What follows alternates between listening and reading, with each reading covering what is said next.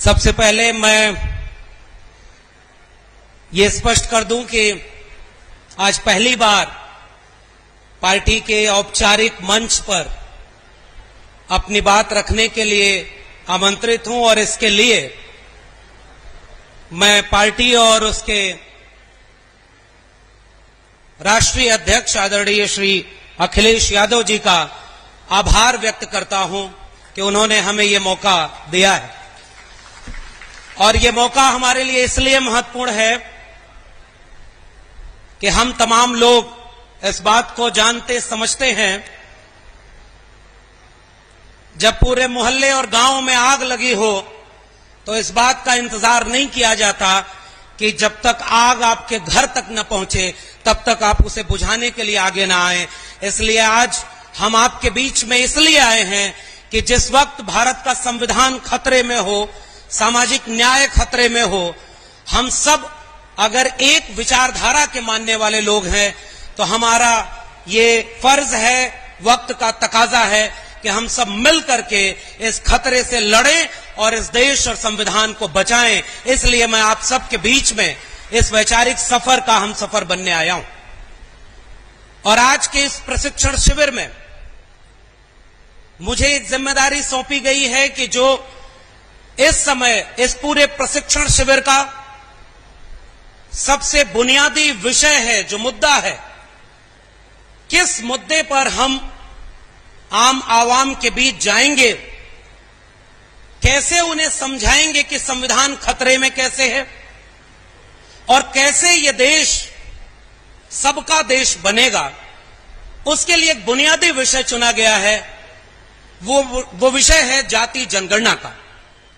सबसे पहले इस विषय पर अपनी बात रखने के पहले समाजवादी आंदोलनों की जमीन उत्तर प्रदेश और बिहार को एक साथ अगर देखें तो उत्तर प्रदेश के लोगों, आपके लिए समाजवादी जमीन बिहार ने एक हिम्मत और हौसले का मौका दे दिया है। बिहार सरकार ने अपने यहां जाति आधारित गणना भी की, उसके आंकड़े भी सार्वजनिक कर दिए हैं और उससे हमें हिम्मत मिली है। इसलिए हम बिहार के समाजवादी साथियों को क्रांतिकारी सलाम करते हैं और इस उम्मीद में यहां खड़े हैं कि हम उत्तर प्रदेश में भी जाति जनगणना के मुद्दे पर जनता को जागरूक करेंगे। और इस मुद्दे पर 3-4 बिंदु हैं जिसको लेकर के बात होनी चाहिए। सबसे पहला मुद्दा यह है कि जाति जनगणना का मुद्दा आज 2023 में क्यों उठाया जा रहा है, और हम जैसे लोगों का यह मानना है कि राष्ट्र निर्माण का मुद्दा है। यह किसी जाति के हित के लिए नहीं, किसी जाति के खिलाफ नहीं, किसी जाति को ज्यादा किसी को कम देने के खिलाफ है, सभी को बराबर बनाने के लिए है। इसलिए पहली बात मैं इस पर रखूंगा कि यह केवल कुछ जातियों का मुद्दा नहीं, यह पूरे राष्ट्र का, एक मुकम्मल मुल्क मेरे सबका राष्ट्र बने, इसका मुद्दा है जाति जनगणना का। और दूसरे हिस्से में मैं कोशिश करूंगा कि आपको यह बता सकूं बहुत संक्षेप में कि जाति जनगणना का इतिहास क्या रहा है। यह कोई आज का मुद्दा नहीं है, इसके आंकड़े क्या हैं और क्यों जाति जनगणना की जरूरत है इस देश में। और आखिर में मैं कोशिश करूंगा आपके सामने ये बात साझा करने की कि इस जाति जनगणना के मुद्दे से क्या फायदा होने वाला है। सबसे पहले हम लोग बचपन से निबंधों में लिखते, पढ़ते और सुनते आए हैं कि भारत कृषि प्रधान देश है, भारत गांव प्रधान देश है, मगर हकीकत यह भी है कि भारत एक जाति प्रधान देश है। जाति यहां की सच्चाई है।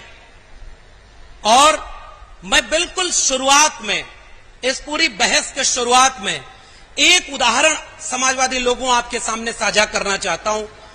बहुत सारे वरिष्ठ लोग बैठे हुए हैं, उनको इतिहास पता होगा, लेकिन इस इतिहास को गांव-गांव पहुंचाने की जरूरत है कि हमारे बीच में जब 2010 में संसद में खड़े होकर जाति जनगणना की मांग की जा रही थी, हम सबके अग्रणी नेता मरहूम नेताजी आदरणीय मुलायम सिंह यादव जी ने सदन में खड़े होकर एक वाक्य बोला था। मैं वो वाक्य से शुरुआत कर रहा हूं।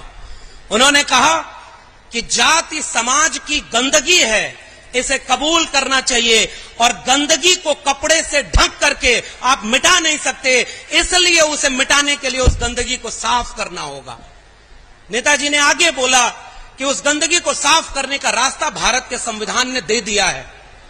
और वो भारत का संविधान कहता है कि जो भी इस देश में हाशिए पर पड़ा है, उसको सामाजिक शैक्षणिक रूप से जो पिछड़ गया है, उसको मुख्य धारा में लाए बिना कोई भी देश पूरा नहीं बन सकता।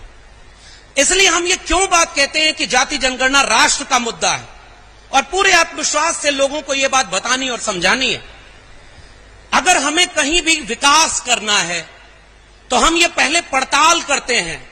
अगर हमें कहीं सड़क बनवानी है तो पहले इस बात का सर्वे होता है, जानकारी जुटाई जाती है कि कहां सड़क नहीं बनी है, वहां सड़क बनाने की जरूरत है तो सड़क बनेगी।